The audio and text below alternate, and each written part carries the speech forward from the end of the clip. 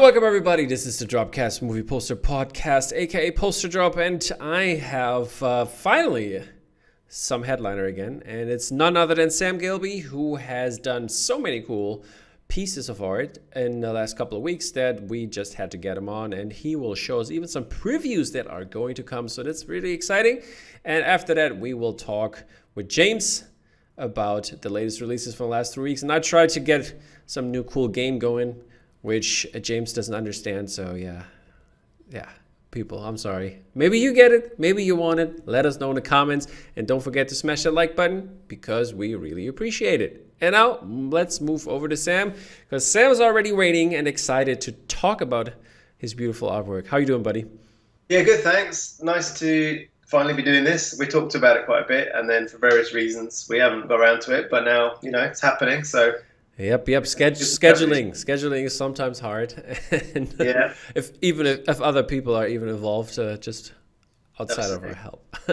But yeah, so what have you brought us here? Can you mention all the cool artwork just in total, and then we're gonna go into detail here.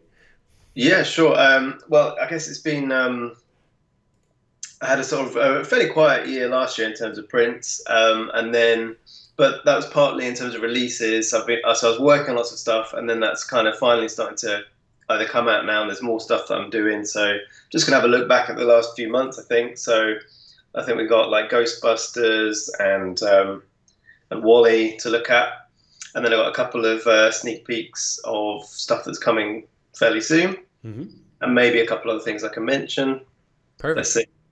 We'll see along the road. So let's start off with your. You're not only doing prints, you also do magazines. You do cover art for Blu-ray, steelbooks, and the likes.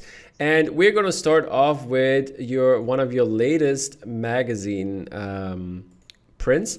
And this is for none other than Sandra Bullock. So how did this mashup of Sandra Bullock's movies happen? This reminded me of her new one, where she actually is an author. Is that something for that, or is it, what's the idea here? Yeah, so these were for Entertainment Weekly, and they came at me with the idea that in her new movie, what's it called, The Lost City.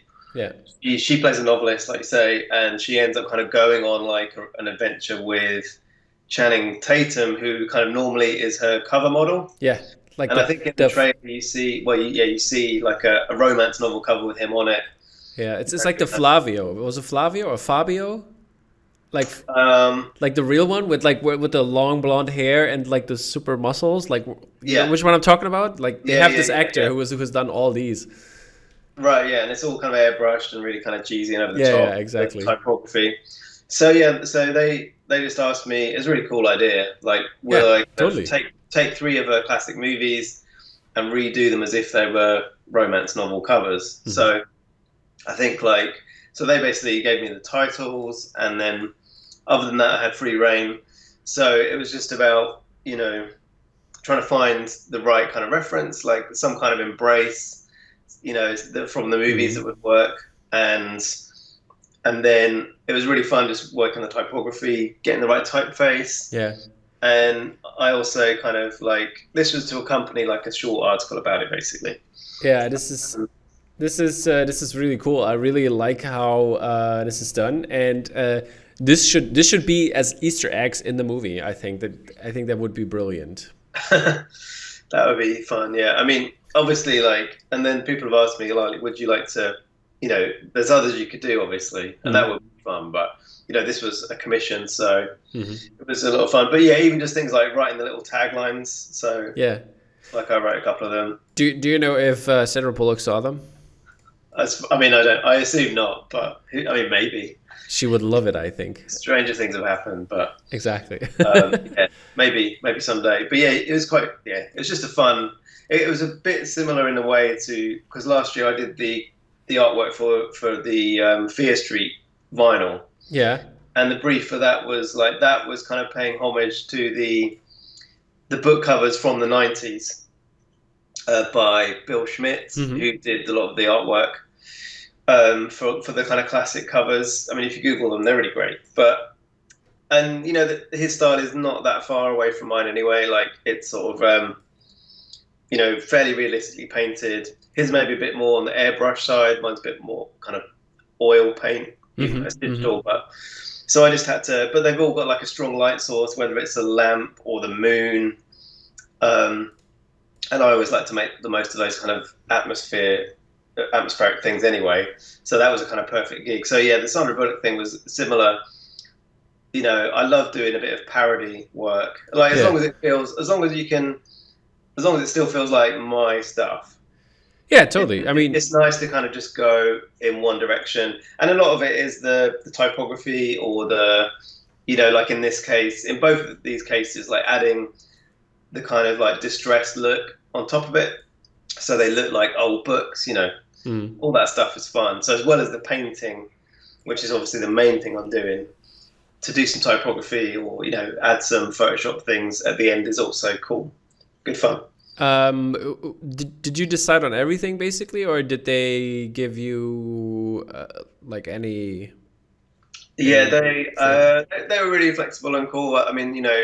From my initial sketch, I think a lot of time when you're doing editorial stuff, in this case as well, there was a pretty tight deadline, so it was very much a case of like, this basically works, let's go for it. And then I will send kind of work in progress, and then if there's anything that feels like it's going in the wrong direction, they might give a note. But in this case, it was just like I just basically got to do it. I think I wrote two of I did like dummy taglines. I think they replaced the one I did for like the Bird Box one, but they kept the other two. So it was all very straightforward. And I'm always trying to. So I think initially I had a particular typeface, and then later on I found a better one. So it's just you're trying to, within whatever your deadline is. Yeah. And to some extent the budget, right? But just trying to make a good piece within the time you have, and I always try and I communicate back and forth. I'm happy to send work in progress. I don't always just wait until it's done. I like, because it's kind of like showing them where it's going, because sometimes when it is happening fast, that just helps, because you feel like that they feel like they're coming with you. They're not just going to be surprised at the end if you show them nothing. Yeah. So I will show them references, that I'm using and everything. So is that also when you did this? Is this different from actual poster work that you're doing? Yeah. So I love to do posters, and I'm always making them whenever I can. The thing with a poster can be, if you're doing a licensed poster, which is what I'm always trying to do, you just don't know. The lead times can be really long. Sometimes you can, especially if you're looking for likeness approval on an actor, that could be anything from, a few weeks to several months. So, I like to take on other stuff. And, Entertainment Weekly is a client I'd always wanted to do some editorial artwork for. So how was it here on license? It looks very much like her and like the other characters, especially. Oh, no, in this case, it's fine because it's just for a magazine. You're not worried about that. Okay. I just mean because posters can take so long. Yeah, of course. Like for me, fitting in other commissions has always been, what I want to do. All right. Yeah. So, fair enough. Yeah, let's move over to some. We already seen some of the packaging for the Fear Street release here, and we talked about it on the AmJam podcast together. Not podcast, on the AmJam festival. Yeah. And we have some more stuff. There's some more recent stuff. We're gonna start off with your Wild Things Steel book box. And this is everything that's in there, and you designed basically everything that's in there except the photo cards, right? Except the photo cards, yeah. So it's like the steel book, and then the slipcase, and then there's a booklet as well. And then they've also made a print of it, I think, that's in there. So yes, this was I think I was doing this like last summer, and it was meant to come out last year, and then there was some kind of delay, not with the artwork, but with the film transfer or something like that. So yeah, this was a movie, like, I'd seen it, like, when it first came out back in the day. 96, or when was that? Yeah, a long time. But it was, I like to, it's fun to go back to these things and, putting your hat on in terms of like, how am I going to make this into a piece? I think with something like this, there was like, the requirement was like, if you have one of the girls, you have to have both of them. And if you have one of the guys, you have to have both of them. I mean, obviously, I wanted to include them anyway. Yeah. But I think there was also something contractually where, they've got to be the women and the men have got to be of a similar scale. Like, I couldn't have Matt Dillon bigger than Kevin Bacon, basically, and stuff like that. So all those things come into it as well when you're doing stuff like this. But yeah, and it was just nice to. I really like this, going for like the kind of the teal and then the purple with the typography, getting that nice kind of like complementary secondary color thing going on, and it seems to be really well received, and people are excited to have this in their collection, so that's awesome. It's kind of nice to see these mock-ups that they do. So, you submit the flat artwork, and then there's someone in the design team who's doing the mock-up of how, a pretty good approximation of what it's going to look. Yeah. And then it's a few months still until you get to see it, and hold it. Yeah, that's basically what Eileen did for the book, and I was like, oh yeah, that looks great. Yeah. So I'm excited. yeah. So it's kind of nice to see these. But yeah, fun project. It's been nice to work with Arrow. They've been really kind of cool to work with. Like last year, I did True Romance with them, and Chinatown Kid for the Shaw Brothers box set, Volume 1. Are there? So hopefully I'll get to work with them again. This one is like the Zavi exclusive, I think. So okay. And there's another edition by another artist, also Sam. I forgot his surname, but there is Green? another. Sam Green? No, it's not Sam Green. But that's, I think, available at the other retailers, I guess. Okay. Fair enough. But yeah, our next one, we are going to talk about Drive, and this is not via Arrow, or is it?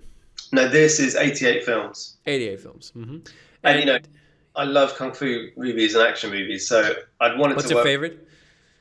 Favorite action movie? I mean, it could be Crouching Tiger in that genre. Okay. But then probably Police Story for Jackie Chan. Okay. But in terms of like, I was a big fan of Mark Dacascos. Like, so I remember. Who wasn't? Well, yeah. I mean, what's not to like? Girls liked him. Guys wanted to be him. But yeah, Crying Freeman, I remember I saw, and I was like, whoa, that blew my mind. Yeah. My teenage mind, and just thought it was the coolest thing I've ever seen. So yeah, but Drive, I had this on video and on VHS.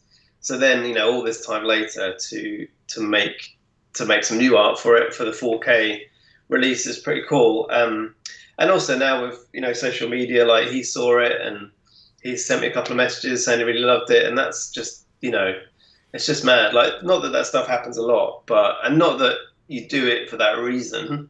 Yeah. But when it does happen, it does make your day. It definitely does. I mean, you posted it, and I messaged you right away that we need to get him on the podcast and have him talk about it as well. Yeah, well, maybe sadly didn't happen. Yeah, well, let me do a few more covers. See if I can do a few more covers for him, and maybe. Exactly. I have to say, by the way, my favorite action film, I think, is The Raid 1 and 2. Yeah, they're masterpieces. I mean, in terms of modern action. Yeah, I have to say I turned to modern action a little bit more than I used to the old ones, because it's just the choreography is just too good. Yeah. And this is just incredible. And I think even, if you have like compared John Wick to it, I love John Wick. Yeah, it's good, great movie in terms of action, obviously. But The Raid is even like on top of that, man. This is, and there are a couple of good ones. I mean, the Night Comes for Us on Netflix as well, with Iko Uwais also in there. Also great action, and like all like from the Iko Uwais camp. I forgot the name. Who played Mad Dog in Raid 2? Like he's the choreographer, and he's been in Force Awakens with his gang. All of these people that work together there, they just do incredible action. Oh, amazing! Yeah, The Raid. I mean, I could do a whole thing about it. The Raid is just brilliant. I love The Raid 2 as well. Have you done something for that, by the way? I did a poster for a screening of The Raid 2, and I got to meet Gareth beforehand and give him a print of it, which is really cool. Yeah. He's a really lovely guy. But yeah, they're so the intensity of that first film, it just keeps building and building. And, you know, just it's such a simple idea. And obviously, you know, it's been talked about how it's basically the same as Dread, which came out, you know, same time, same year, right? But like, just, you know, the idea of like, as you're going up, just a video game kind of kept in a way, it's getting tougher and tougher. But, oh man, it's just so brilliant. Yeah, the choreo is just incredible. But yeah. So by the way, that's Gareth Edwards also asked for Neil Davis's to get Neil Davies to get some copies for his Raid 1 and 2, which has been on the show last time. And yeah, I'm lucky I was in the groups, so I also get mine soon. So cool, yeah, they're really nice. Yeah, shout out to Neil Davies at this intervention here. Moving on to another one, which is your Karate Kid box set, which these are the sketches off, and they turned into these beautiful babies here. And from when is that? And yeah, this is the 4K restoration, right? Yeah, so this was last summer, and you know, very much like, you know, obviously, yeah, Karate Kid is still, you know, it's still a martial arts movie. I know it's not in the same, you know, it's more of a nostalgic 80s thing than it is like, you know, an amazing action movie. Of course, you know, we know that, but it was still really cool to get to do this, like, and do, especially with, you know, obviously Cobra Kai has been a huge hit. Yeah, just wanted to ask if you're going to do the Blu-ray set. Box set. I'd love to, but yeah, you know, like just to kind of go back, and because they're bringing back a lot of these actors. Yeah, you know, it's Cobra Kai. It was really nice to revisit it. So, and you know, and they were like, they wanted to see everybody. So, that's awesome. I took the decision to sort of like, let's have just Daniel and Miyagi on the front, and let's, you know, work out. And obviously on the back, it was a case of, you know, I really love planning compositions like this. Like, I know, you know, floating heads is not for everyone, and all that stuff, but I really enjoy in terms of like designing that. You know, how do you use the angles of, like, in this case, you know, arms and limbs, the karate poses. Yeah, to sort of hold it all in place. I love making that puzzle kind of work. And then in this case, you know, you got to have all of the evil senseis and you know, their proteges, and then obviously the girlfriends, and build all that in. I mean, obviously it was it was a shame not to do the next Karate Kid as well. Yeah. You know, but then in that case, it would be more like the Miyagi saga. So Daniel would still be in the front, but so would, like, Hilary Swank would be there too. I mean, I guess far fewer people saw that movie, and, you know, but it's got some good, like, you know, Mr. Miyagi, like Pat Narita's always great. So sort of similar to, like, I don't know, Christopher Reeve, like, Superman 4 is not a great movie, but you still always believe that he's Superman, you know? Yeah, indeed. I mean, he has proven it before. Yeah. Exactly, yeah. So this is it for the packaging and cover world, and we are moving over to our next lot of posters. And first up, as you mentioned in the beginning, this was your Ghostbusters poster that you've done last year, 16 by 24. And for who was it again? It came out with Zavi. With Zavi, okay. And what was the reason for it? Because was it a 4K restoration as well, or? No. This was just I was chatting with Zavi about with Mark Bell, who was working in that capacity at the time there, about, you know, if we could do a print, because prior to this, several of my prints, like from a few years ago, like Jaws, E.T., Jurassic Park, they were released by Zavi. Oh, okay. But I was working through Fanatic, who had the license. And then, you know, now Zavi are also kind of, I guess, growing the licenses that they have. So it just made sense that we would try and work together directly. And, you know, Ghostbusters is such a classic, instant hit, you know, back in the day, which I remember very fondly. So I've always wanted to do, you know, a licensed print for this. Were you also part of the Ghostbusters print and blood book? No, I wasn't, because I think partly at that time, I think this was maybe on the card. So actually this one took a long time to kind of come to fruition. We talked about doing it, and then it was a case of getting permission, and then there were various delays. I think I actually finished this one in probably early 2020, maybe, or summer 2020. And then it took actually a year before it came out. So that's just how it goes sometimes. And that was even, in this case, there's no likeness included. So even without showing actors' faces, it can take a long time to get things to happen. Hey, come on, the proton pack got to be right. Yeah. Well, yeah. I mean, I never want to draw one of those again. They took a long time. I bet. Are you just gonna buy one and get the tax return for that? And well, I mean, that's the thing. If I was doing the print again now, I guess I could have, legit done that. I've got some toys, but other than that, and building something like this is like obviously it's a particular moment in the movie, and then you're trying to make it, more than, you don't want it to be a painting of a still, obviously. So it's trying to you're looking at lots of different references for, the backpacks, and then, they're all at slightly different angles, and you're trying to, because in a wide shot, you're never going to get the detail that you really need to, you can't just take that and sort of paint that. So you've got to look at all these other shots, and so you've got this. I tend to work with a big kind of collage of little bits of reference all around the piece that I'm painting, and then you're gradually just making all the little details work. And it's about getting the right atmosphere and the right color, and trying to sort of channel that into the piece. So I love to. I just don't think I'll ever get tired of getting to pay tribute to things from my childhood, basically. That's great. Which is not of your childhood, but part of Print and Blood, as we spoke of before, is your Hannibal piece.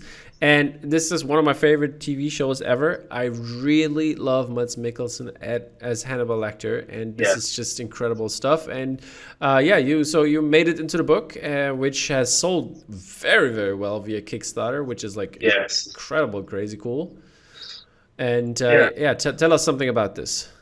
Yeah, well, I mean, it's incredible to see. I mean, obviously, I knew that there was a big fan base, the Fanables and all that. But man, I mean, I'm sure Print and Blood would say the same. Like, it must have taken them by surprise as well. But that's been great. I just, this was a case of thinking what to do, and I like to do a character collage, So then it's a case of, once you start making it, you kind of say, well, obviously Mads Mikkelsen's going to be there, Hugh Dancy's going to be in there, and then there's that kind of domino effect of like, well, if you have this person, you need this person, and then if you have that person, they're more of a secondary character, but then you also mean you have to have this person. So I was like, okay, let's just put everyone in. I think that I since I have not seen all the pieces in the Hannibal book, obviously, but I think there should be a piece like with all his victims, like the famous ones, basically, or the ones like he. There probably is that in the book. Yeah. That's the other way you could go as well. So you could have gone even further and do all the victims, and I knew that there's going to be a lot of antlers in that book. Did you? Oh, but you didn't include what's her name? Oh no, the girl. Yeah, it was just and I'll try and remember my logic now. But it was this was enough of a connection to him, and if you included her, then suddenly it starts the next kind of wave of dominoes. Okay. I think that was the thinking. So that's for the variant then, right? Yeah, exactly. Yeah.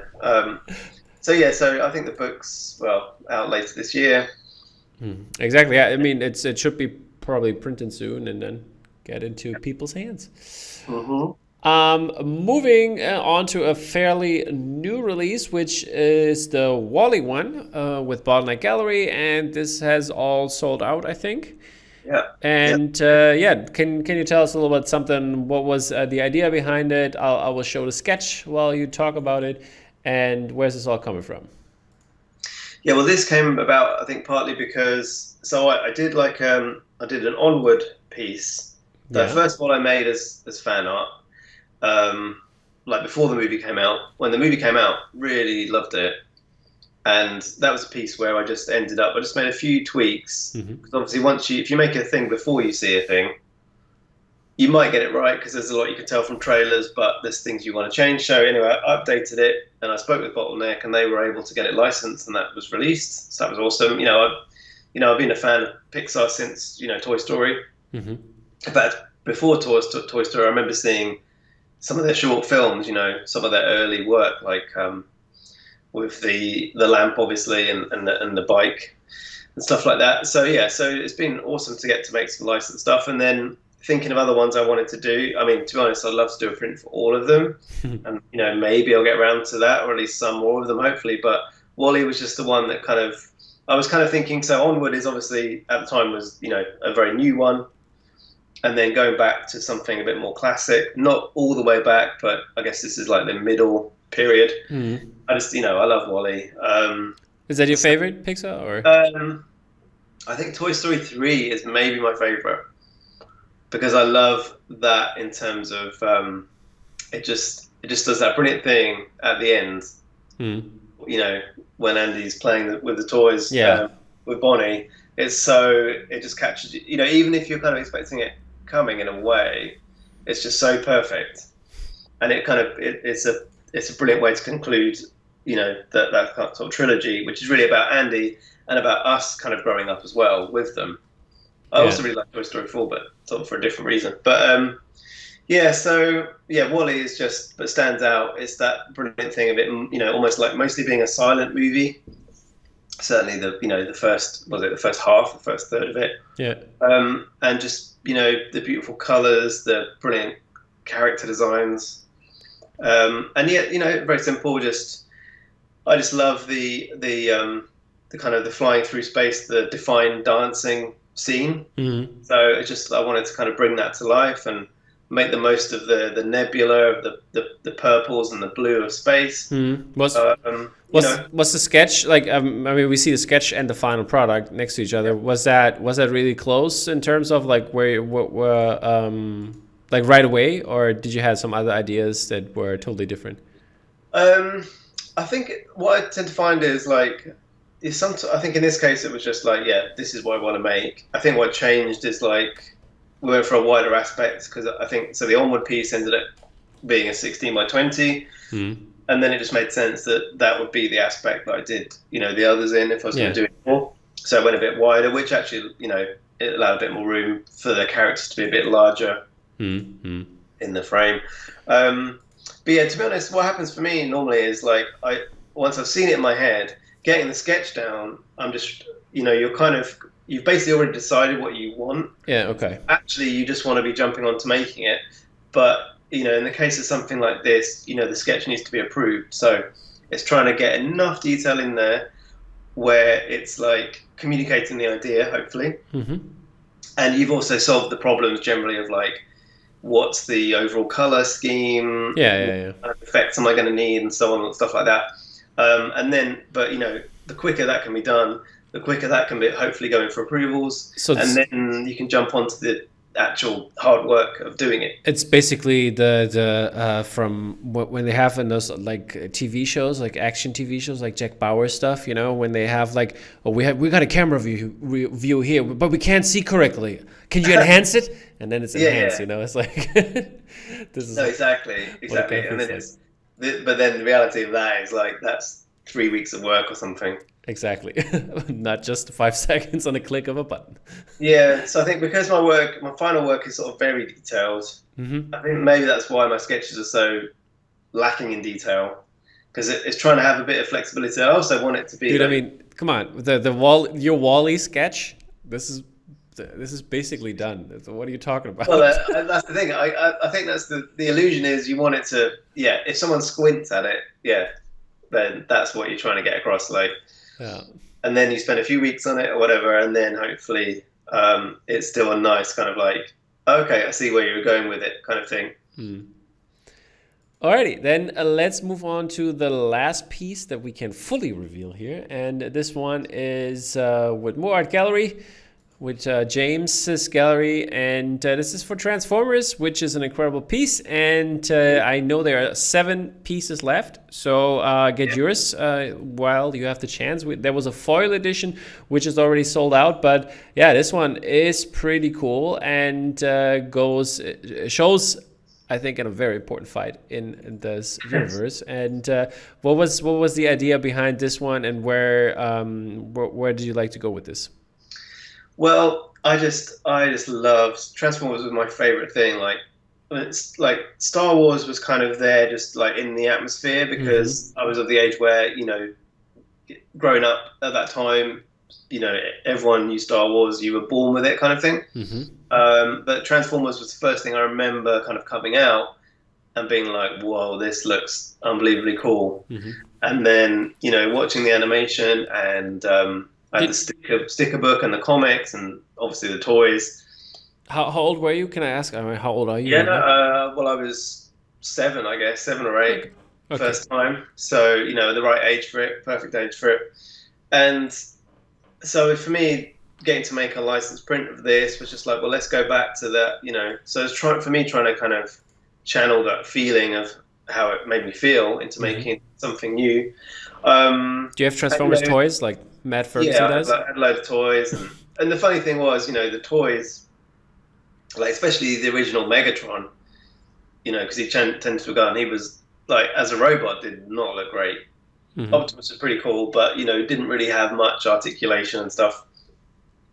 So you always had to watch. But when you watch the animation, that would then inform your imagination and when you were playing with them. So you were when you were playing with the toys, you were seeing the cartoon.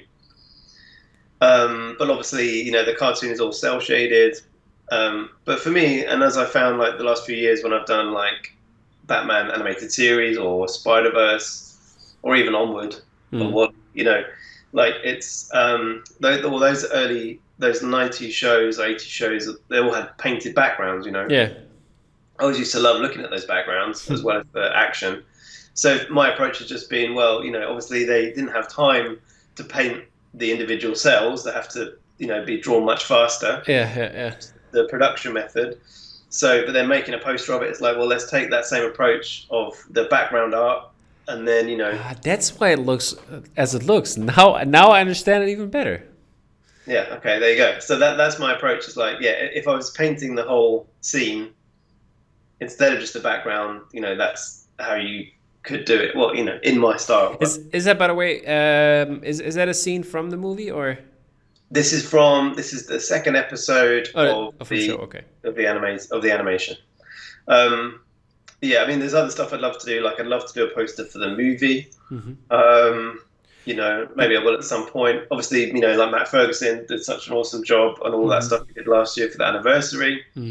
So I was just like, I kind of like the idea. For me, it was that initial thing of watching that show and just thinking like, this is the coolest thing ever. Yeah. And just wanting to go back to that. So yeah, thanks to More Art for giving me the chance to do that. Yeah, that's really cool. And I wondered if you'd like sometimes if you have those pieces, I understand there needs to be some reference to movies, TV shows, or whatever.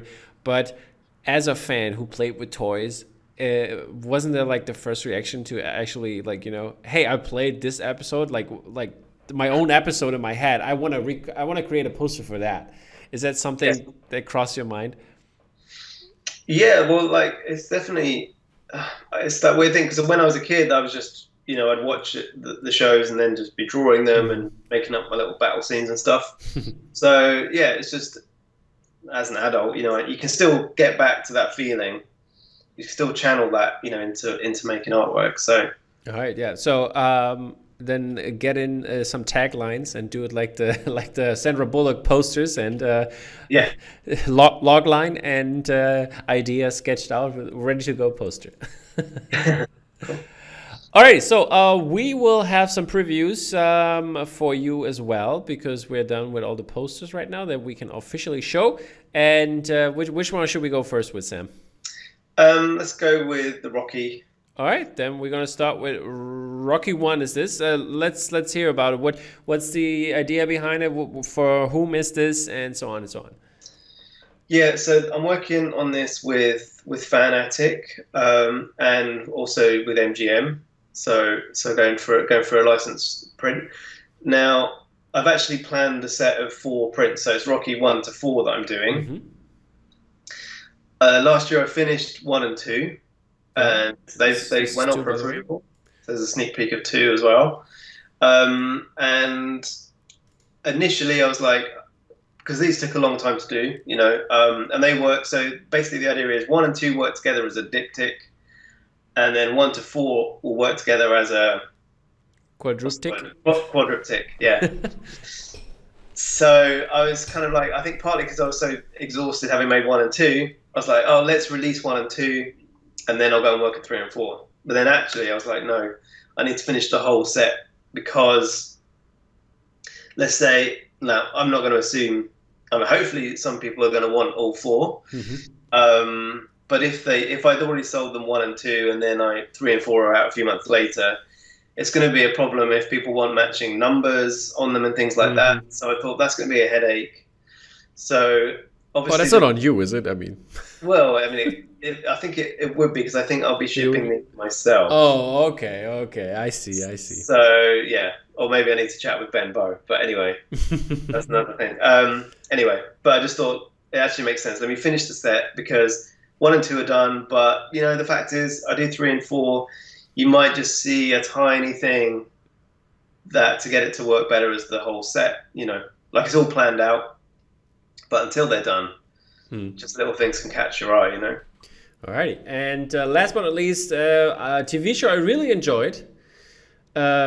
Which movie I didn't enjoy that much, but it's for Peacemaker, and you revealed this also a little sneak peek in the group, and this one is really cool. And should I grab this one from the group as well, or is it not? No, keep that one because. All right. So yeah, but for anyone, so I do have I've got a private Facebook group, which is in my link tree, which is on my either Instagram or Twitter bio.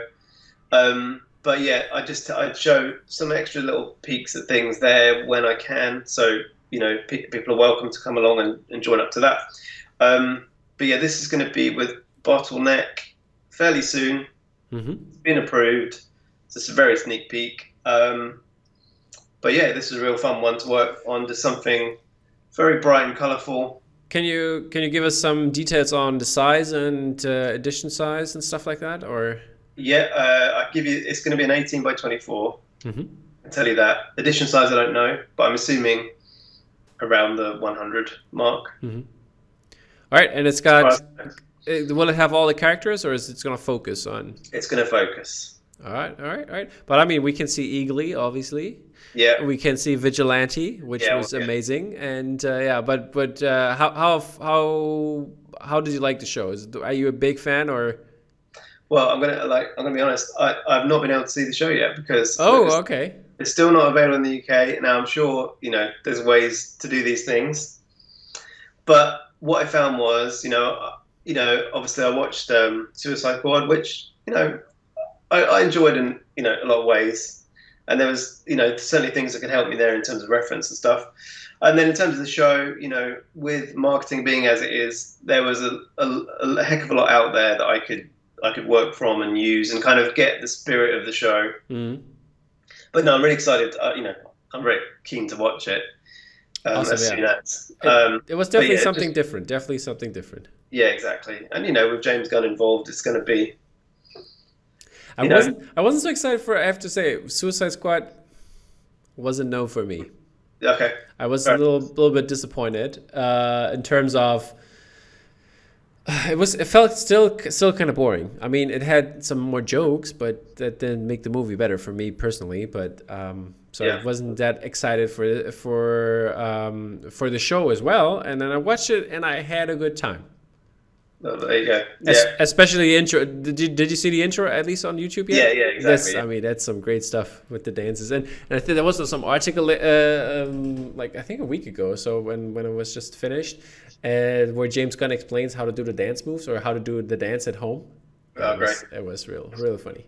Yeah, no, I mean, yeah, it's been really well received, hasn't it? So, So yeah, so that's all. I mean, hopefully the next few weeks, but all right, yeah, it's wouldn't like to put a date on it. Exactly. Keep your eyes peeled, guys. We are going to obviously cover it here in on the Release podcast with James and I, and we're gonna move over to James here in a second. But before, let's say thank you to Sam for stopping by and showing his latest, greatest pieces here. And we will have Sam back obviously in the future, and you will definitely see his artwork on the show. Alrighty, cool. Sam. You can plug something if you want to do. This is your chance. I got nothing to plug other than I'm on Instagram and Twitter, and that's most of my stuff. Sam Gilbey, one word, and I've got plenty of stuff coming out, and keep an eye out. Basically, that's it. That's right, people. So hit this man up on Instagram, on Twitter, and all of that. So you will see the information about his art and releases in the future. Because we cover sometimes a little bit later, so you won't be disappointed when his great posters are sold out. So get there now. Hit the bell, hit the notification, so you won't miss anything. All right, guys, we're gonna move over to James. Thank you, Sam, again. Thank you, Tom. And enjoy. Cheers. Hi, good people. We're back. DROPCAST Movie Poster Podcast, aka new name Poster Drop. I should have said that because there's going to be a change soon. The 2-year anniversary is happening, and I'm glad that I can share this with my very friendly and good person, co-host, Jimmy JJ James Hobson. JJJ. Hello, Tom. How are you, my friend? Other than red. Yeah, I'm pretty hot now. I've got myself flustered. You're always hot. We've had technical difficulties, and now I am properly flustered. We were not satisfied with the streaming quality, and we tried everything, and then there was red, and then we tried filters to put the U on green, so the red is canceled out. It's all the good stuff. This is what we do for you, people. You better appreciate it. Right, James? Yeah, it's all for you guys. It's not for the fact that I didn't want to look red and flustered at all. This is what it is. Okay, so there's one more thing, people. We're gonna start a little game. So you gonna guess in the beginning. We're gonna start this next week. I'm sorry, not next week, but next time. There's gonna be this game going on. So remember, like, all the cool things that you see and the posters and everything, and you will guess how many approvals James is going to give in 1 week. So before the next podcast comes out in 2 weeks on a Wednesday, somewhere around there, you will guess send us all the messages in. I'm going to put it up on Instagram story, and you will send us in how many James is going to approve. And then we're going to have a little stat sheet and all the things that get approved, and then we'll see who's right and who was. What's going on? I don't understand. It's like basically, so this. I'm gonna play this through for you a little bit here. So we have this week, like, I don't know, 30 posters, and there's a lot. There's a lot this week. Yeah, I know. But I mean, most of the time people know what has been, or like where, like what we are, like which galleries we go through, and like all of that. And they're in the scene, so they can say, for example, James is gonna approve 5 posters. So, and if James approves 5 posters, they basically have 0 points, and it's like a point game. So if you have less, you're first. You know what I mean? So if they're off, like, for example, if they said like only 4, they're gonna get 1 on top of that. I'm sorry, people. I have nothing to do with this. You don't follow? Jesus. Do I have to cut this? What is this? I just don't know what's going on. I'll do whatever I do usually, and then you can sort out all this fun and games, trying to make competitions for people. I thought it's gonna get more viewers. That was the whole plan here. It might do. It might be a runaway success, Tom. Okay, so I hope James is not going to run away, but we are going to start with the podcast, I guess. So, first up, we have Adam Stothart, Are You Afraid of the Dark? The private commission for this movie that I can't remember if I've seen this, or is it a book series? I remember there was something in my youth, but I don't know what it was. But this one looks pretty cool. I like the ghosts coming up from the campfire and like all the scary people and all the kids sitting by the campfire and asking that question, basically. Is that approved, James? Don't start. I'll approve when I want to improve, Tom, I know. I was just asking, just to make sure, I'll approve the next one. Oh, is that so? Which one is that? Yeah. It's by Bella Grace, and it's a gig poster for Eddie Vedder. There you go. Is there a sound effect there? I can't tell. Yeah, there was one. Amazing. But you can't hear it. I can't hear it. Should I say it's approved? Yeah, exactly. Maybe I should learn that and do that myself. Yeah, for a Chicago show, and this was the screen print, 18 by 24. And there were 100 available. And they're all gone. They all gone. Aftermarket They went people. really quickly. Aftermarket people. Yeah, this is approved, so we got one. It's the proof counter right now. Okay. Maybe you should make that. You could do that next time. That's something else for you to do. Yeah, okay, I'll do that next time. Yay! Jeez. I'm just doing just some fun stuff for James. But yeah, it's not for the people, it's just for James.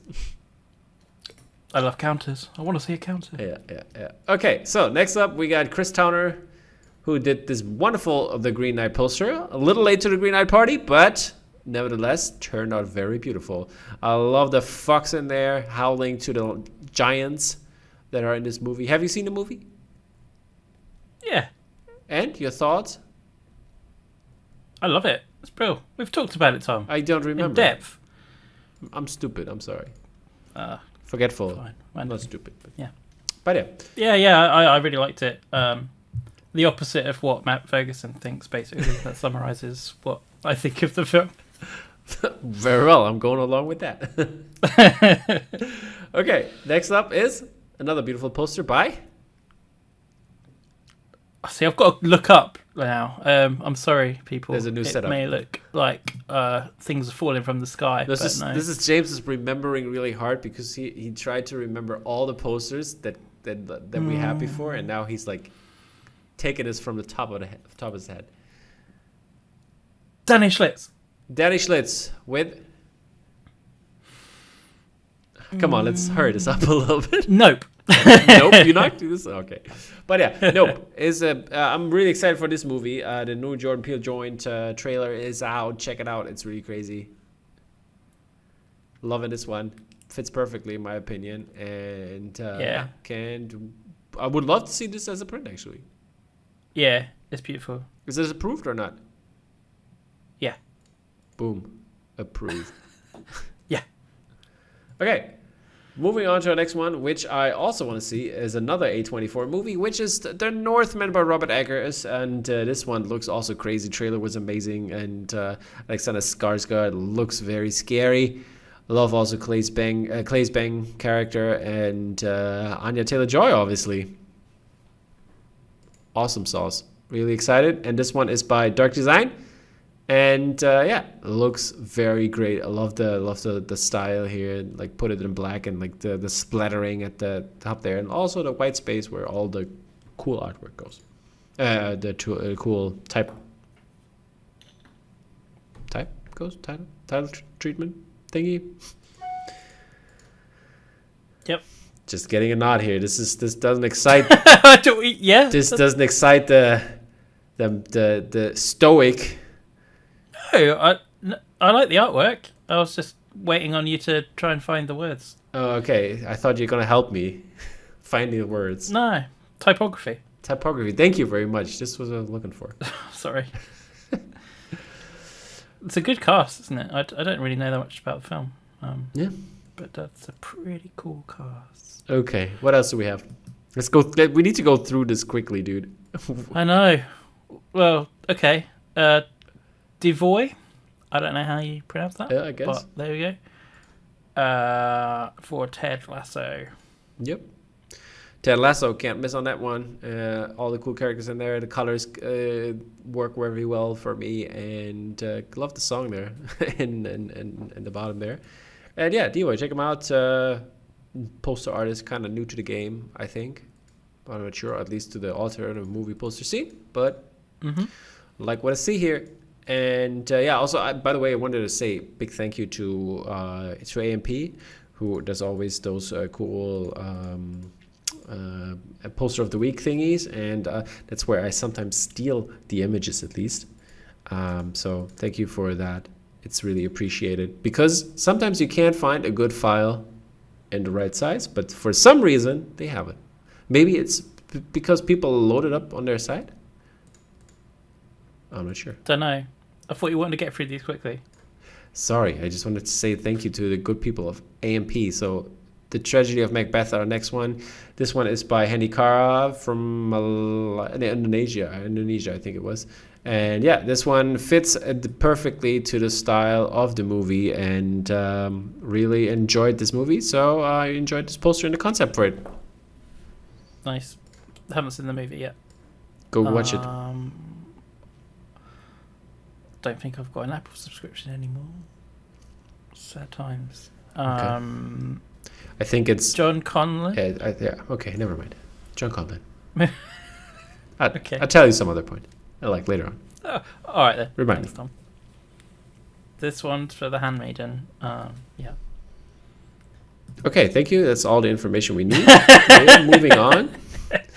Got to move on fast. We're gonna move on to Jorge Teles. Also, fan of the show, always commenting, and I love this Batman piece. People think it's the real deal, and I think the rendering of the people and the illustrations of the people is done very well. And I would do a couple of tweaks in there. Not really satisfied with the background, but if the background is on point, then I think it would make a great piece. Tweak it, Tom. I'm not as good. I can only critique a little bit here. What I would love to see. It's a personal taste. Okay, next up. Shaun of the Dead by Josh Beamish. Yep. Okay, moving on. James, you can say a couple more things at least. It's okay. Okay, here we have the two lead characters from Shaun of the Dead. And you can see those reflected in the eye of a zombie. Thank you very much. I think that's for our listeners out there who don't watch the podcast. They listen to it. Yeah. That's really appreciated. You've got red in there as well, because it's like blood in it. Yep, and some gray for the zombie skin. That's right. That's how you know it's a zombie. Exactly. Okay. Moving on to Julian Rodriguez, a.k.a. Uba Chango. And this is one of three pieces for his Kill Bill poster, which basically features a snake sword kind of thing. That has a hilt of a katana, and it turns into a snake. And I think with the red, I love this variant the most. And with the Japanese title treatment. Turned out really cool. Liked it. Yeah, I like that. I like that. Okay, next up is Kenny Graphic, aka Kenny Ferrari, I think that was like his Instagram handle. This 18-year-old poster designer, and he did one in a very classical style from some time ago for Pretty Little Liars. And I think that's a property that hasn't been done very often. So hats off to you, my man. Take your hat off. You've got a hat. It's black and white. Looks cool. Got all the characters in there. Got some drawing style. Some like more of 60s, 70s painterly brush style. And gives you a 1930s vibe in terms of the font and type treatment. Yes, that's cool. Moving on to the next one. It's Kirk Moffat. Archive 81. It's a good show. Know. It is a good show. It's scary good. Good. It's about tape restoration. that makes sense then, doesn't it? With what we've got here. We've got tape. And the tape is in the shape of a skull, Ington. Yeah. It is. Yeah, it's nice. That's a really nice piece. I can see that being the official... Exactly, could have been, right? A creative official piece Yep. of key art. Yeah, I hope it will be at some point, so Vector Von Doodle can have this one up, and for some more eyes to see. Next up is Leaky Faunch, aka Optic Rocket, and he did this piece for the Poster Posse series, game series. This is Horizon Forbidden West, a game I haven't played yet, but I heard good things about it. But I'm stuck on Elden Ring. I don't know why both games came out at the same time, so that sucks for Horizon. But this piece looks really cool. I love the details in it. Love the the character pieces, and this has probably a lot of hours in it, I would say, right? What would you say, James, as a fellow artist? I couldn't say, Tom. It looks with any assurity. It looks like a lot. There's so many different details and. Yeah, it looks like there's a lot of effort gone into it, and it's not. Yeah, it's nice. Yeah, great piece. Yes.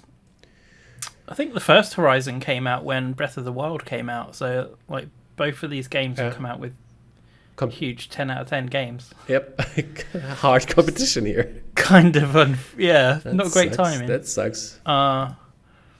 Yes, we have Lucas Oliveira's Dune poster. I like the colors on this one. It's really popping. I love the eye in it, and it has the blue tinges and the desert colors at night kind of feel. I like it a lot. Mm-hmm. Yeah. Yeah. I can see this being screen printed, the colors. Because there's a gradient map on that. Yeah, it's good. All right, it's good. Okay, next up. Solid. That's what I would say. Solid. Nice. Next up are Neems, the movie poster guy, Universal Monster Series, and this one is. Do you know which who sold it? Because in the UK it was available, right? Yeah, in the UK it's available through HMV, but they're drawn for Universal, and then they sell to whomever they want to. Yeah, but it's a great set of the monsters here.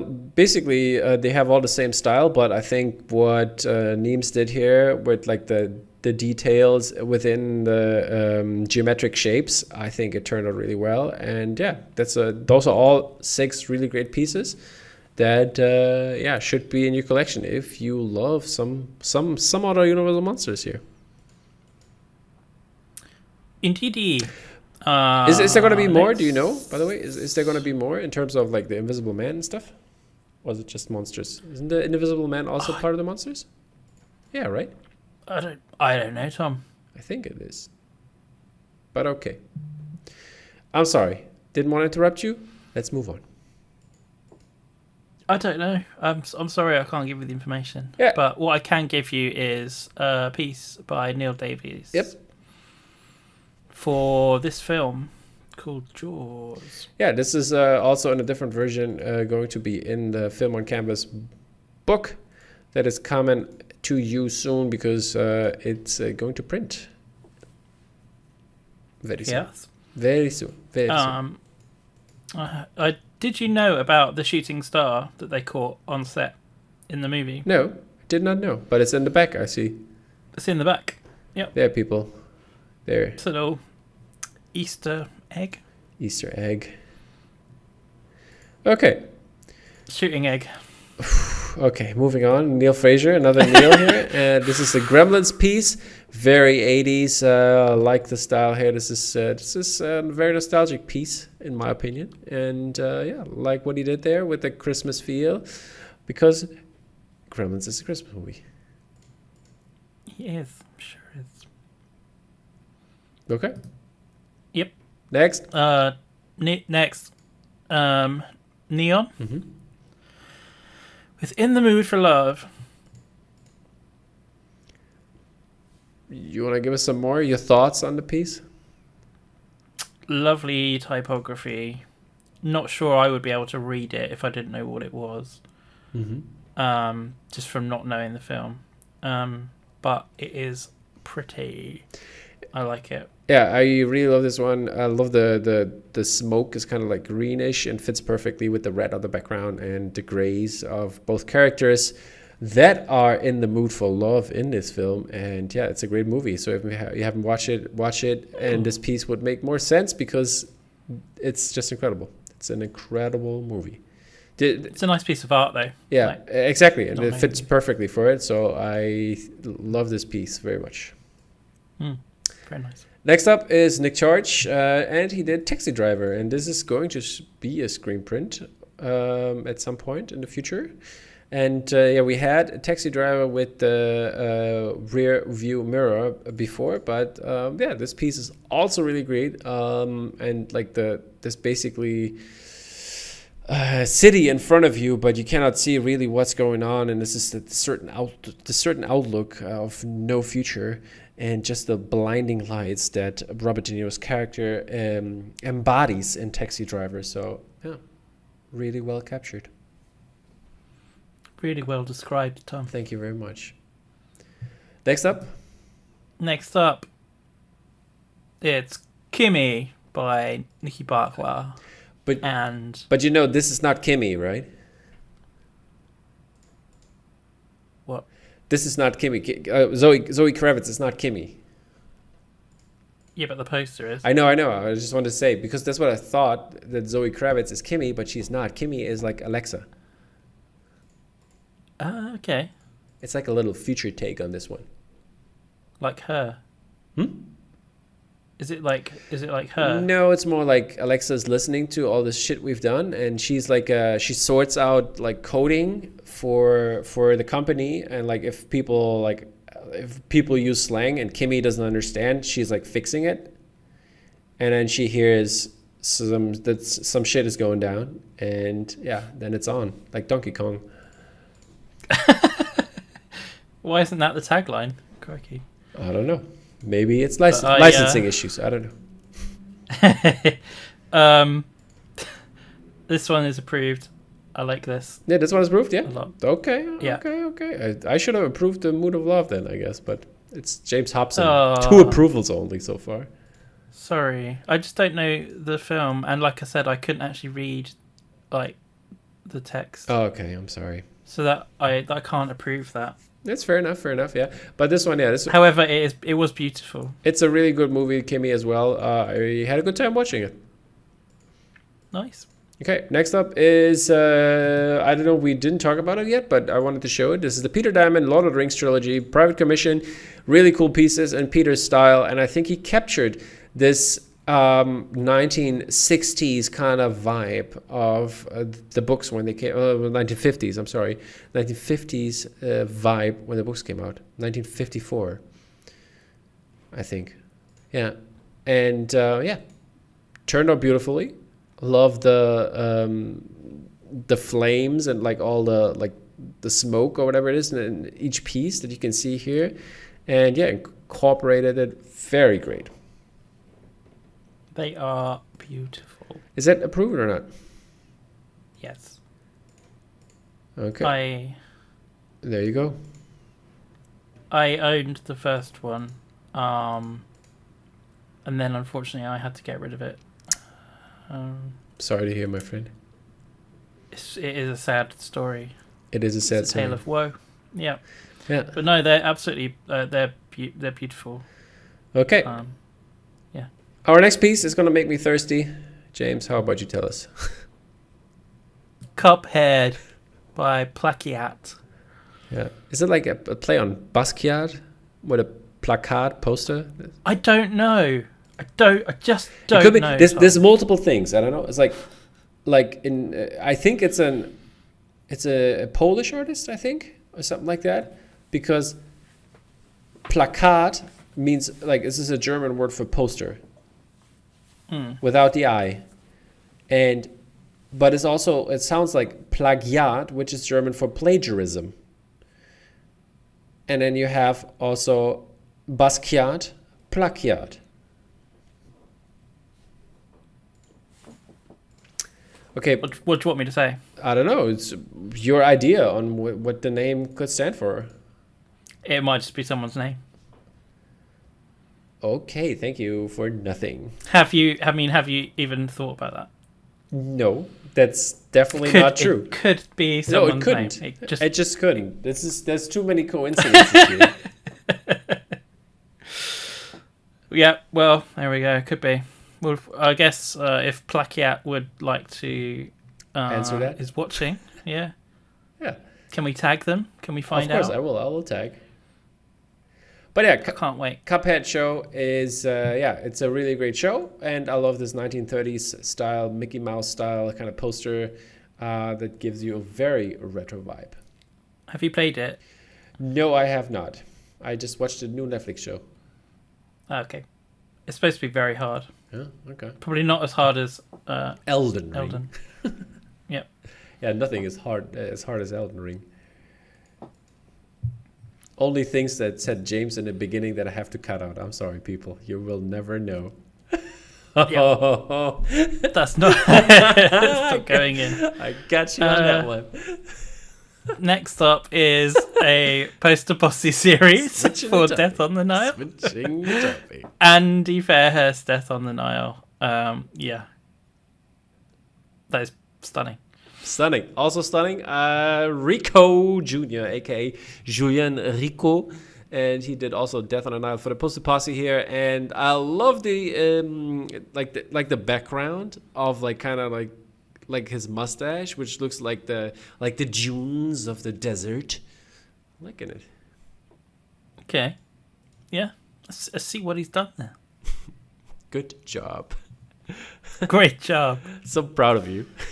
Some more poster pussy stuff. Yeah. This time for Uncharted. There are more. That's not all of them. I haven't found all of them, but it's like weird. They weirdly announced the next one as first one, but I would definitely recall that this one was way earlier. There's one by Chris Melvin as well, and this one here is by Attila Jaka. Mm-hmm. And this one is really cool. Fits the game and the trailer and all of that. And also for this movie where Manhattan is actually Berlin, which is super weird, but okay. And Dolly had also an Uncharted poster that just came out, and this one is by. This one's cool. This one's really cool. Yeah, I love this one. This should also turn into a print. Maybe that would be cool. Mm. I think I would do something a little bit more with the title, or wouldn't you think? The title is like not as spectacular. You know what I mean? Yeah, it's tricky. But I get it though. Keep it like simple, so the rest pops. Yeah, I don't know what more I'd do with the title. I think it's quite good being sort of like flat. Okay. I like it. It's very graphic in that style. Yeah, very cool. I approved. Disapproved by Courtney Autumn Martin. She did this beautiful piece. Yeah, that likeness is really cool. Indeed. Great job. Moving on to our next piece, and this is The Wicker Man by Rich Davies. And this likeness is also on point, I'd say. And the concept and everything. This is I would approve this if I were James Hobson, but James Hobson. Yeah, I really like this piece. Okay, there you go. That was fast. Approved. We got number 4 now. James is getting hot in here. Jeez. Okay, next up is... Look at my ears. Look at my ears. Like red. I'm sorry, I didn't do it. Well, but you put these headphones on and nobody sees them. That's a good plan. Yeah, next up is Richard Philpot, who turned this one out because he wanted to do something for the Matrix for ages, and this piece is really well done. I love this one. I congratulated him on his Instagram already, and this had to be part of this show. So, Richard, if you're going to turn this into a print, don't forget about me. Don't you? Yeah, James. This is approved. I literally, just before we went on, shared this and said, this is awesome. Awesome sauce, yeah. To Richard. Approved. Yeah, it's really nicely done. Really, really nicely done. Okay, last but not least, we have one of the different versions here by Sanyose and his Zack Snyder's Justice League print, where you can see Black Superman on Black Cavill on this beautiful piece. I think this turned out really well. I like this version more than the regular suit version, and this looks just amazing. Really love this piece. Yeah, it's another approved. Jeez. This is a good week. On I a roll, know, right? people. You led to many approvals. This is unusual for Mr. Hobson because he is like the hardest critic of them all here. Oh, Tom, that's such a load of balls. Yeah.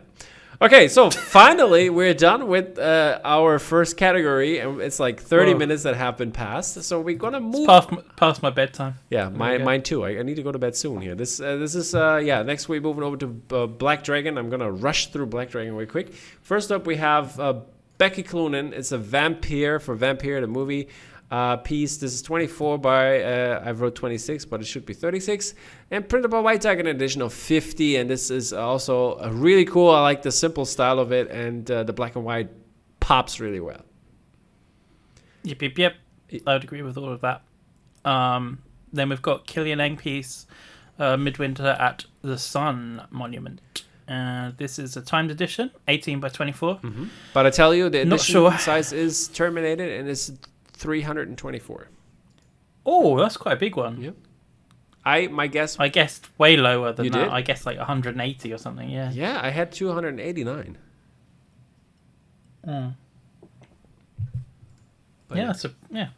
Impressive.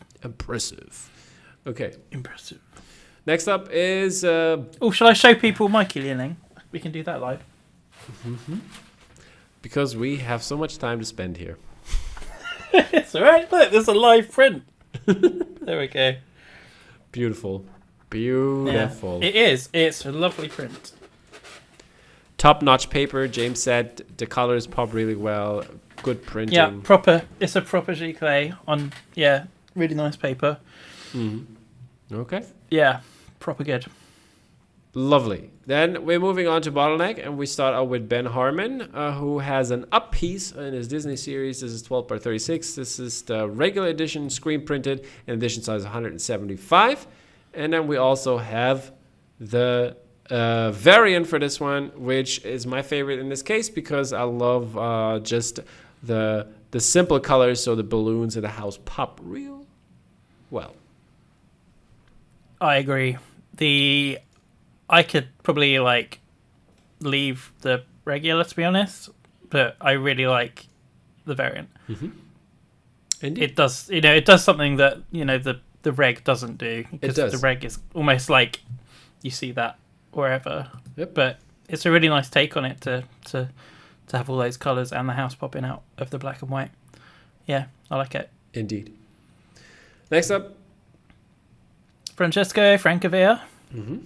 20 Million Miles to Earth. Remember?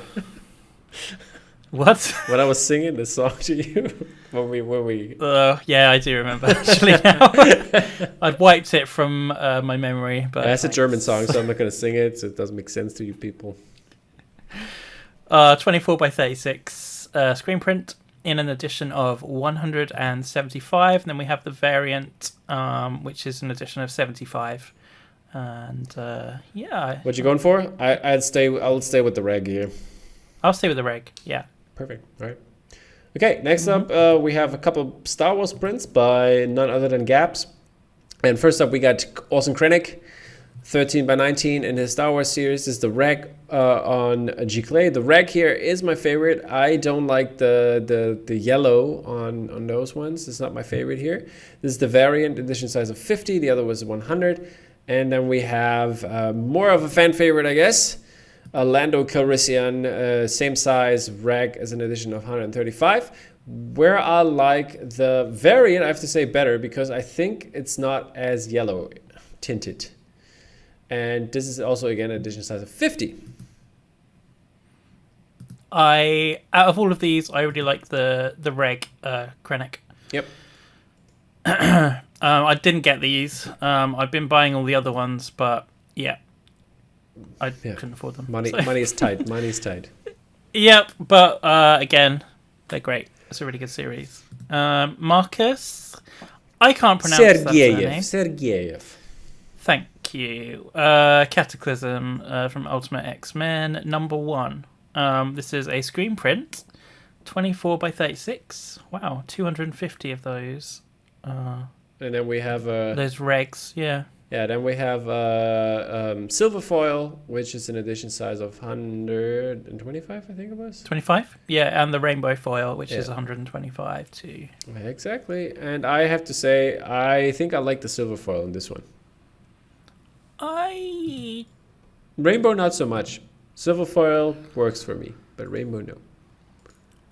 You never know about the rainbow foil until you actually have it in hand. You never know. Yeah.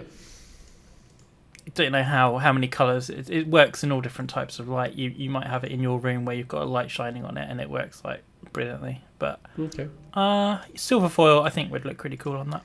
Yep. Okay, and next up we have Nada Magtari and the Golden Slinky. And we talked about this one before at some point. This is her Dune piece. We mentioned it, and this is finally printed, 24 by 36 inches, edition size of 200. And then we have a metallic gold foil edition, which is probably really lovely, edition size of 100. And then last but not least, there's also a rainbow foil, which is not my favorite of these, but they sold out, I guess. I would have definitely went with the gold foil. Yeah. Gold, metallic. Go for gold. Definitely. Go for gold. Gold. It's an awesome piece. Yeah. I was very lucky to see this just after she finished with it, and yeah, I said it looked like a slinky. Yeah. That's what I said. When she sells the APs, she needs to put a golden slinky in it. Yeah, pop them in the tube. Free golden slinky with each one. Is this approved, by the way, or not? No, I hate it. Okay. I'm gonna No, Nada, I'm gonna tag you here. You heard James, what he said? No, it's really amazing. It's so different from any other Dune prints that have been done, and it's done by a lovely person. Okay, so I'll approve it, right? Yeah, approved. Boom. Good that I need to talk James into approving it, but No, I'm kidding, man. Okay, next up,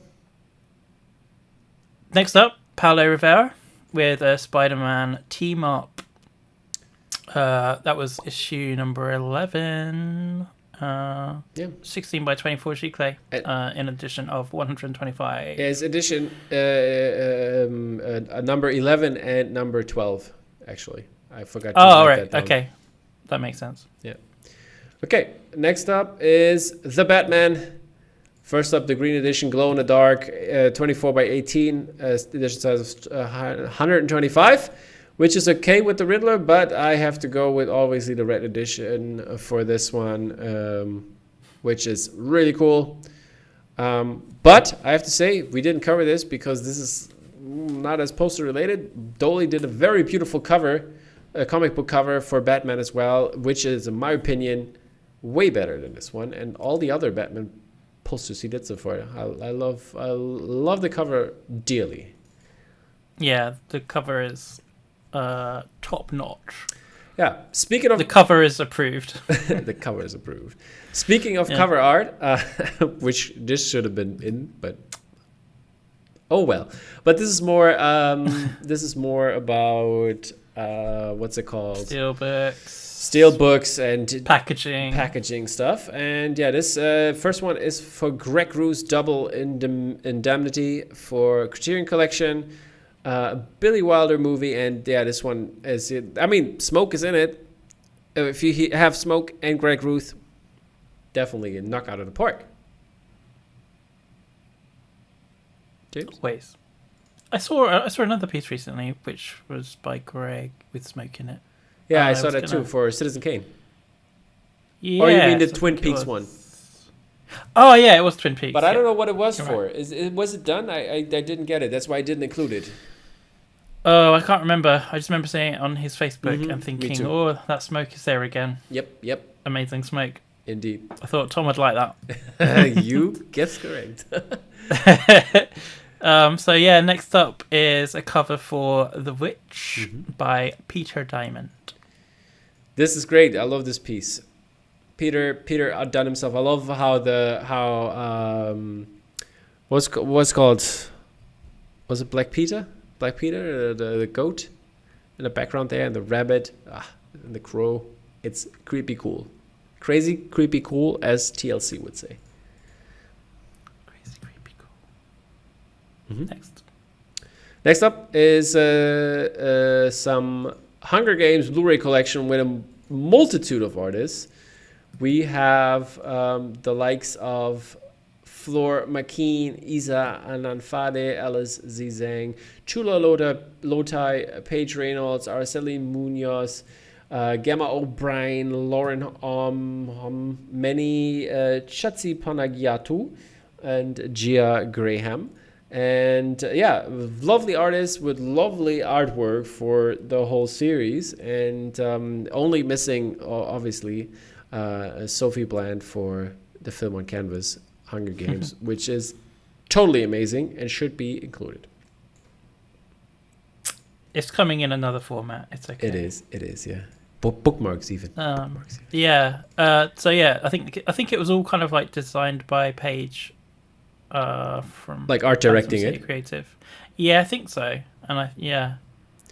But yeah, it's really, really cool packaging. And like, some of the best female artists. Yeah, if the movie would be better, I would buy it.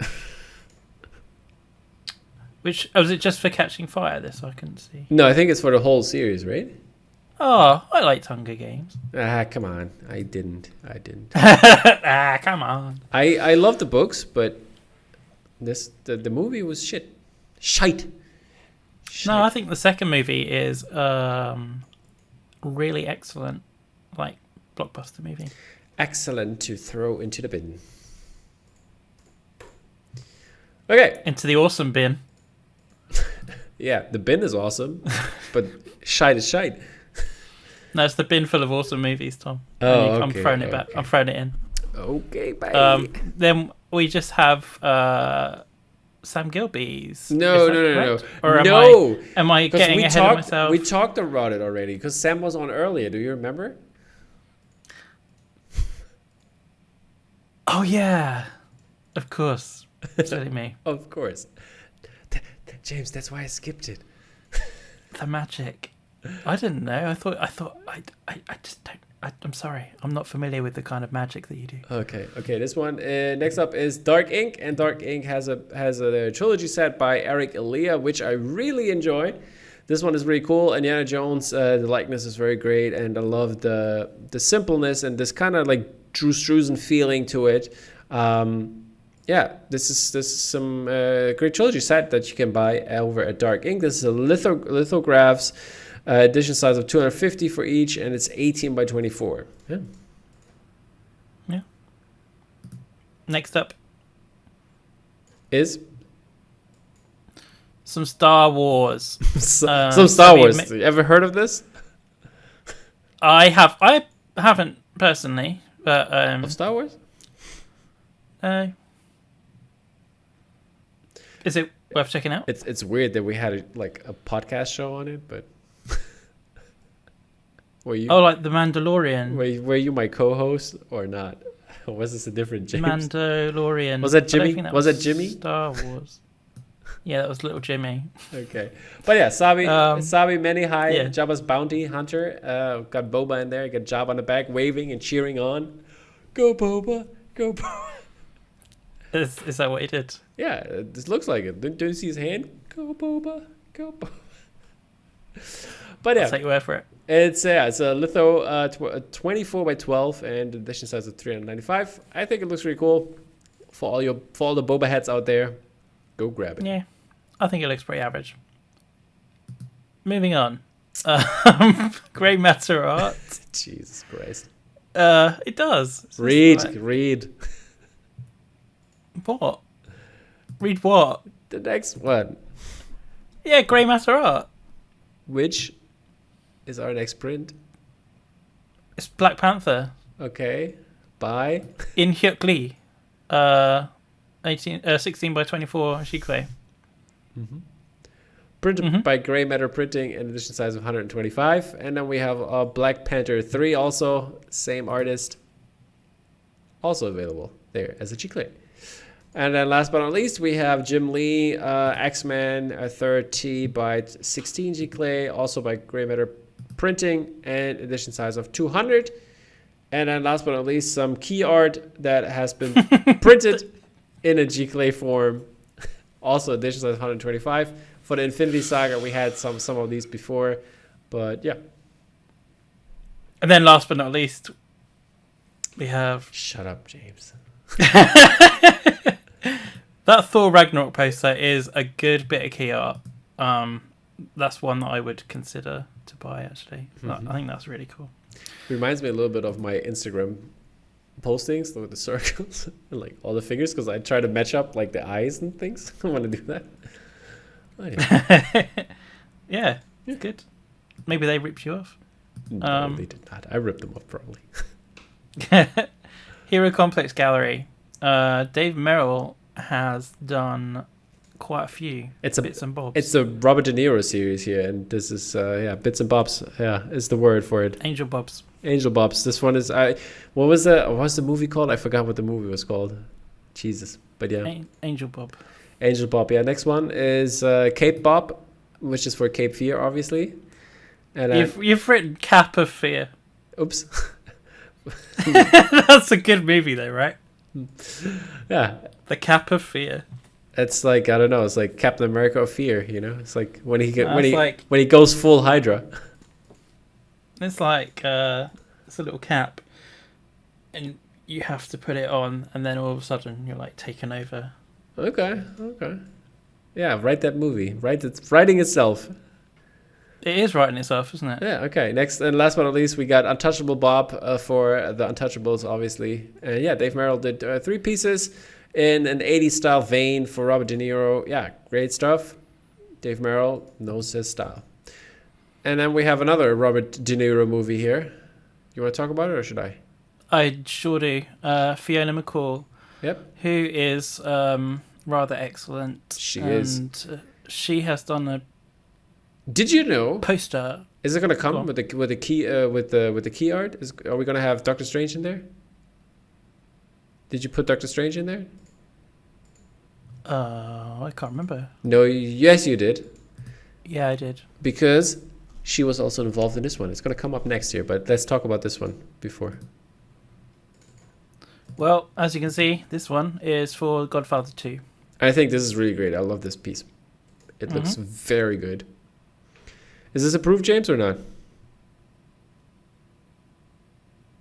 For me, it is, people. So James can have like a minute to think about it.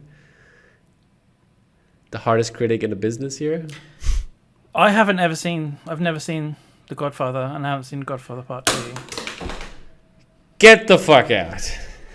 It's in the cinema now. Go watch it. Jesus. I wanted to. It was on the other night, wasn't it? And then I couldn't. At the end of the month, there's a 4K restoration version for like on Blu-ray. I will watch it. I think I probably own it on like DVD or something. I'm not the only one, you know. Who else?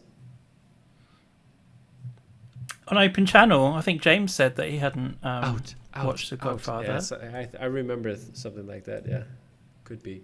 It's incredible. Maybe Flory too. It's incredible. We should do on the next Open Channel have watch The Godfather and like all together, but you see us reacting, and we're gonna do an audio commentary. Wouldn't that be fun? Go for it, but good luck. I don't know. Come on, Matt Ferguson being grumpy. People will love that. Yeah, I think YouTube will shut you down. Why? We're not showing the movie because it's copyrighted material. Oh, it's like a watch along, but just with your exactly. faces. Yeah. That's why I said that's quite a good idea. That's actually quite a good idea. Yeah, I know. We should do that, James. Yeah, I know. We should do that. Maybe we should. Yeah, we'll do a watch along. That's a good idea, Tom. Yeah, we're gonna put in the comments like if you want to do a watch along and maybe suggest some films. Exactly, do a watch along. Yeah, and we should do shorts like the Oscar shorts or something like that, and we can Yeah, that'd be cool. Comment on that. Better. Comment on that, people. Let us know. And yeah, speaking of Fiona McCall, she was also part of the team that did this wonderful Multiverse of Madness poster for Doctor Strange with so many details and incredibleness. Are you excited for this movie, James? Yes, I am. I'm starting to like get a little bit of Marvel fatigue, but I am interested in this movie. Sam Raimi, for starters. I think the trailer looks brilliant. Just really exciting. I love the Infinity Saga, and there'll obviously be characters from the Infinity Saga in all their different like multiverses, so that has me hooked. I'm really interested in seeing what happens after WandaVision because I loved WandaVision. Yeah, I'm really looking forward to this. Yeah, and this one came out actually today or yesterday or somewhere around there, and this is for Everything Everywhere All at Once, for the Michelle Yeoh movie. This one is by none other than James Jean, the famous James Jean, and this one is incredible. I thought for a second when I first saw it, on first glance, I thought it was Ise Ananfada, because she kind of has like a similar compositional vibe to it.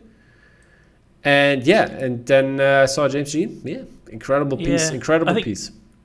Yeah, Issa does more kind of like pointillism stuff, doesn't she? Yeah. Exactly. But yeah, I hope this is gonna get also the German poster release, because I need this.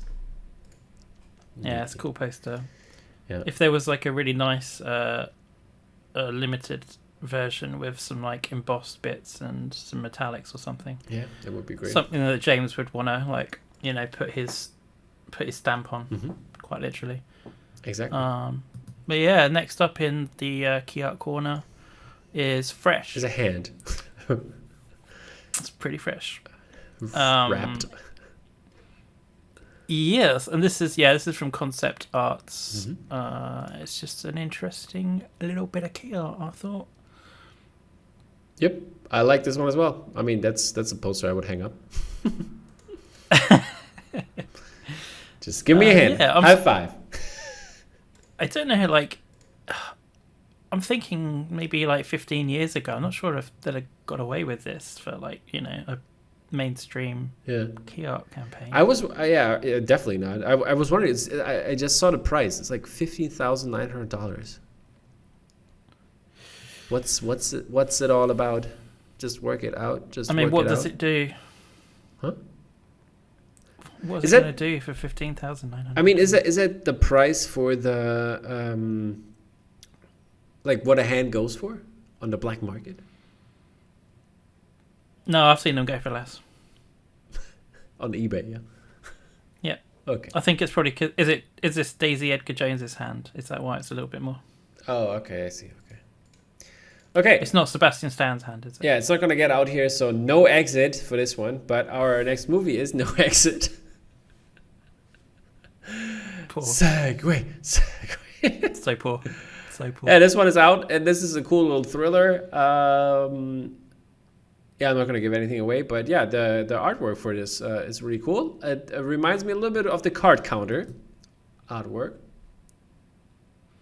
Yeah, this is part of the character poster campaign, so there's one of these for like all the main characters. And also Chelsea Lowe did one for Hulu, right? Did you see that for this movie? Yes, I think so. Yeah. Key art business.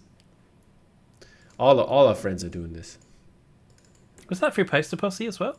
Because I don't think so. I think 20th Century. I think it was her job, but could be, but I'm not sure. We just don't know. Okay, this is it for Key Art Corner, and we are moving over to Mondo. We have our first print with Thomas D'Anthony, and he did the Darjeeling Limited in his signature style in terms of like this.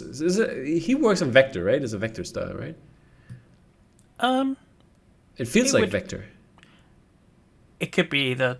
To be honest, it's like flat design, isn't it? So could be also, yeah. But you could do this with vector, and you could do it in a very similar way, like with pixel based art. See, I'm not the artist here, but I would have done this in vector like this.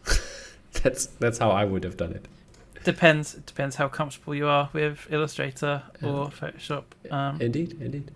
Obviously, you can blow it up massively. Yeah, this is vector. This is 18 by 24, and the reg is an edition of 200, and we have the variant, which has the is it Hindi title? I'm not sure, but some language from that part of the world. Some language.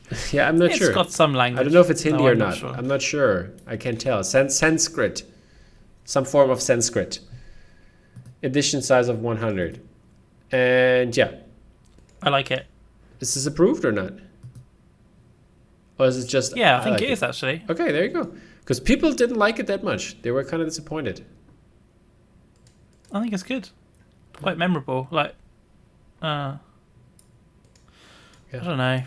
Maybe it is. Maybe it's like a half stamp. It's too late now. You stamped it.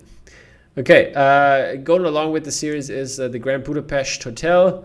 And this is also screen printed by Murugaya and by Lady Lazarus. Is doing a printing job. 24 by 36 inches and edition of 270. And I like this one. This is very... Can I put the approved on this one instead? Sure. Okay, we're gonna move this approved over. Move the approved. Move the approved. I like this one also. This is really cool, and this is very chill for Murugaya. Yeah.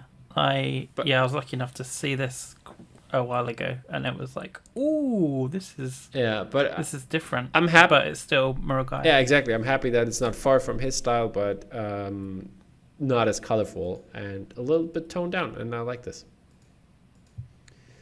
Next up, Evil Dead. Mm-hmm. Are you on board with this one? People are like, oh my god, Mondo is doing something different. It's so cool. That's the train that's going around. Yeah. And Mondo are always doing something different. That's what Mondo are doing now. I know, exactly. I just wanted to comment on that. And people are right. I'm jumping on that train as well. Good job, Mondo. Yeah, absolutely. Was I talking to you about this? Like, it's like, thank goodness, like Mondo is doing something different. I'm sure I had this conversation with someone. Yeah, it wasn't with me. But now you had. Oh, I'm sorry, Tom. Rafa Orico.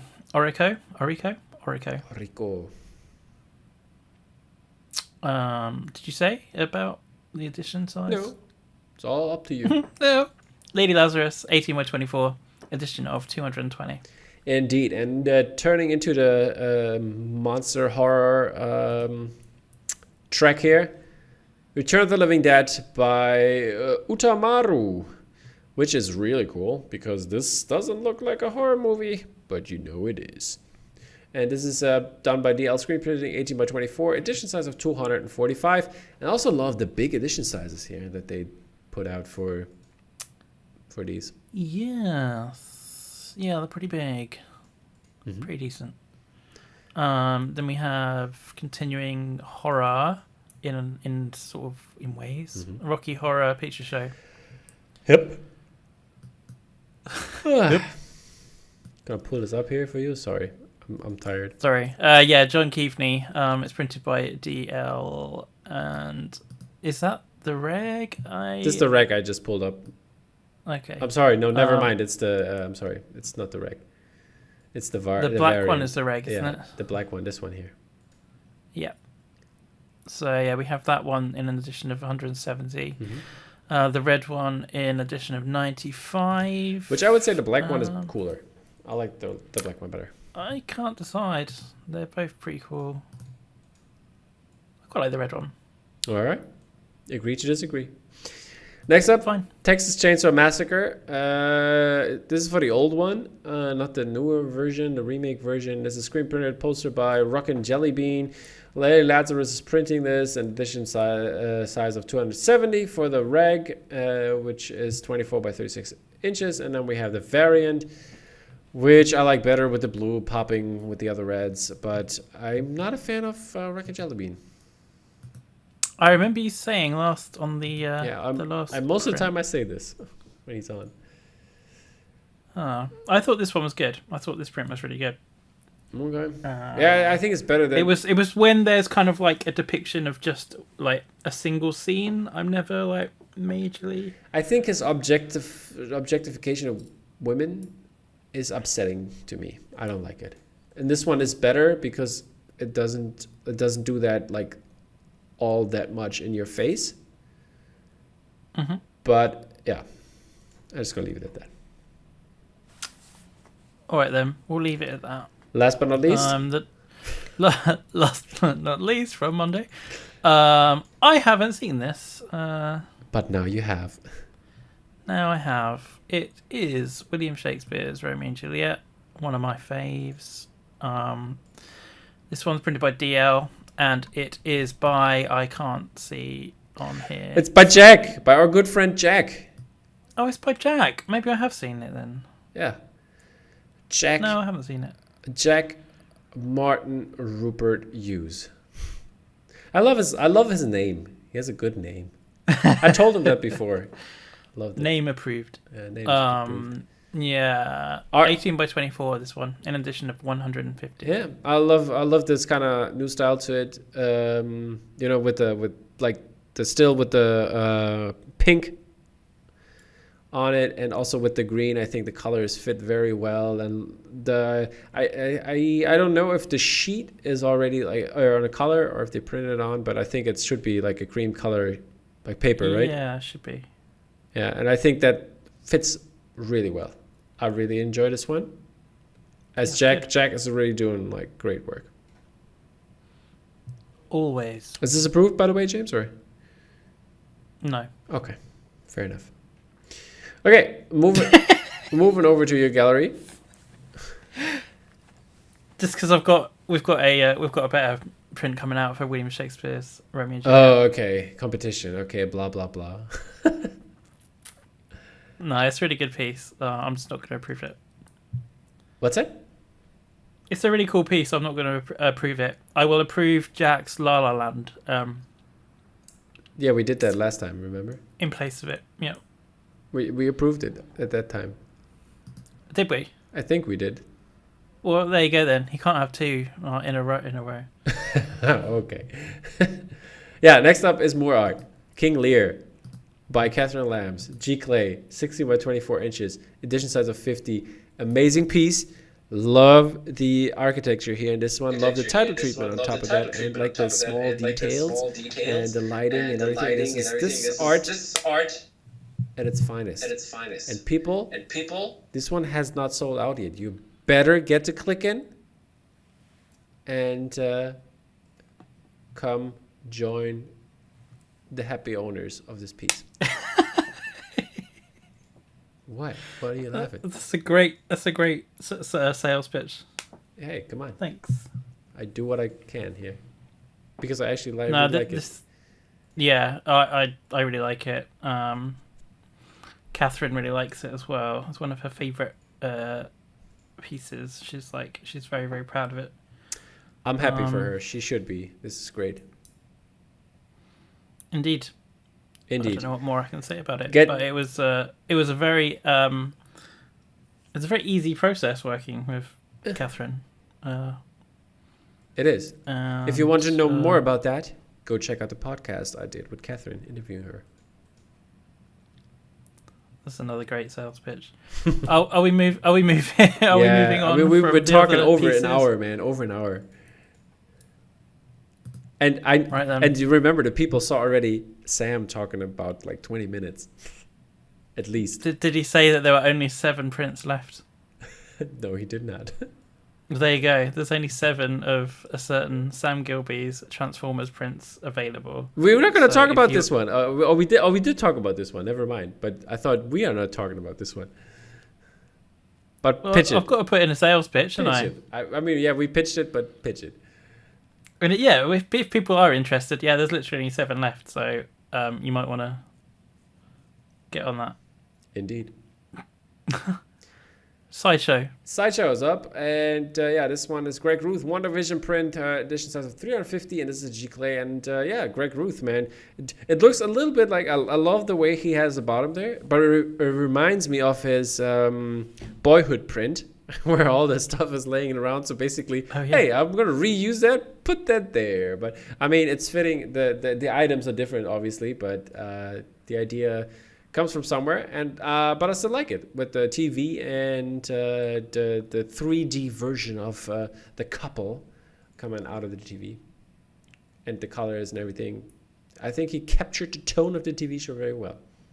Yes. I like this piece very much. I will approve this. Right. There we go. Boom. Slap that approval on that sticker. Definitely. Put it on the poster. Yeah, put it on the poster. 10 of 10. Approved. Next up is Orlando Aracina's Megatron. This is a G-Clay 12 by 24 in an edition of 350. It's a lot of prints. Yeah. And this one is twinned with an Optimus Prime print as well. From the other side, 12 by 24, again 350, and that is a G-Clay. Indeed, and we are moving over to Spoke Art, and Spoke Art is more on the artsy side. This is not a movie poster per se, or is it? I mean, there's the Frida movie, but yeah, this is... we can link it to the Frida movie. Yeah, this is Frida Kahlo, and this is by Van Ort Design. You can see their typical style of the Italian twins, and yeah, this is 16 by 20, and... Or never mind, I can't read. There are two versions. I'm sorry, now I can read. It's 16 by 20, and this edition size of 75, and there's also 24 by 30, which is an edition size of 30. Magic. I found out to read again. I'm so pleased. And finally... Vice Press. You've seen this on the open channel, so I'm going to go quick through this. This is The Big Lebowski by Tracie Ching. This is the litho, a litho print, 160 in total, 18 by 24. And then there is the litho Miri lava foil version. I think it's the other way around. I showed it here. This is an edition size of 200. Same size. Looking really great. I think this is the lava foil, but I'm not sure which one it is. I forgot. Good stuff.